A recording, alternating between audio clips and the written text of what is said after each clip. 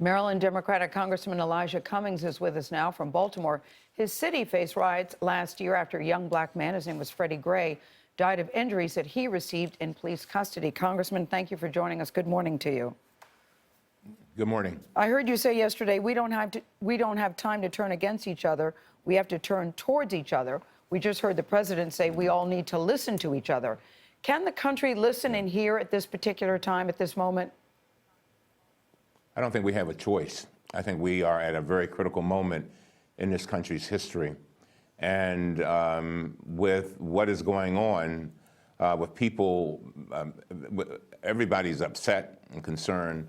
But I think we need to try to do what Newt Gingrich said he's been trying to do.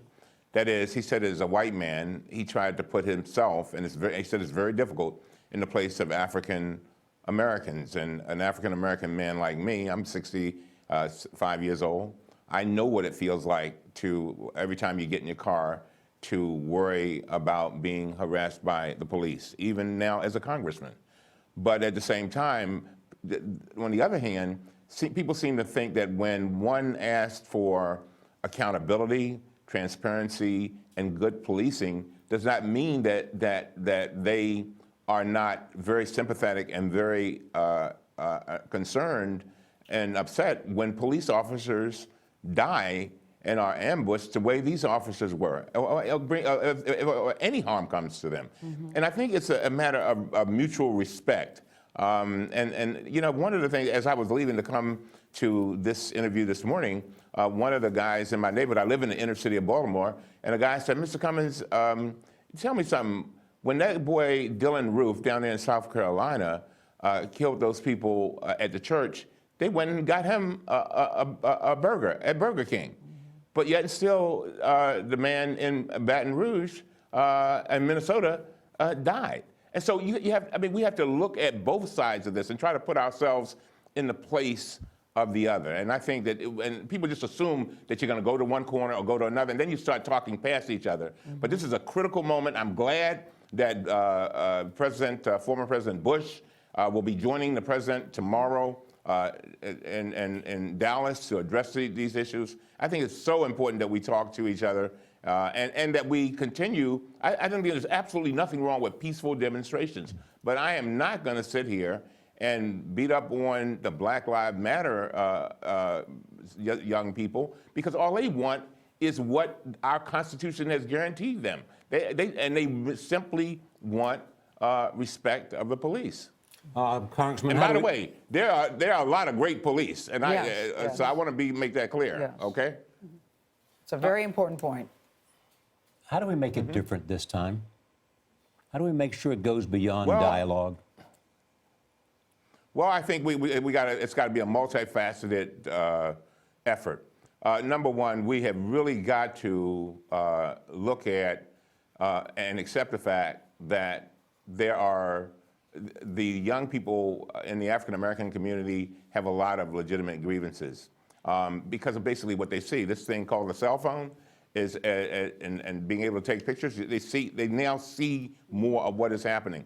So we've got to deal with things like making sure, addressing recruitment. I talk to police officers every day, and they tell you that there are people on the force that they know shouldn't be on the force. So we got to deal with recruitment. We got to deal with making sure that there is training with regard to de-escalation. A lot of times we've seen situations where folks, the police come along and actually make things worse. I saw that as a trial lawyer. And then we've got to make sure that people give the same kind of respect to the police. And by the way, going back to what Newt Gingrich said, there are a lot of people who have biases and don't even know they have biases on our forces. And so we have to begin to again, I think the more each side says, you know what, we're gonna sit down, we're gonna talk, we're gonna be honest with each other and try to put ourselves in your place, I think that's gonna be the key to this. The other thing that we're going to have to do is, I think it's one songwriter has a song that says, it's the soul that needs the surgery. I think we have to really come face to face, both police and citizens and say we need each other. And for a policeman to do his job, he needs the cooperation of the public. But you know what? The public needs the police to protect them and serve. Yeah. So we need each other. So we don't, that's why I say we have no choice. Yeah. We've got to make this work. Yeah, the public also needs the police, too. I think that's a very important point. The president said America is not as divided as some have suggested. Briefly, do you agree with him on that? I don't. I don't think that the America is as divided as a lot of people think. I mean, the idea that when I was growing up, I never even imagined that I would see a man of color in the White House. I still have to pinch myself. And I look at the young children, and they don't say, a lot of them don't say black and white. They say that brown person or that yellow person. In other words, they don't see black and white. I think a lot of our younger generation is getting past the whole race issue.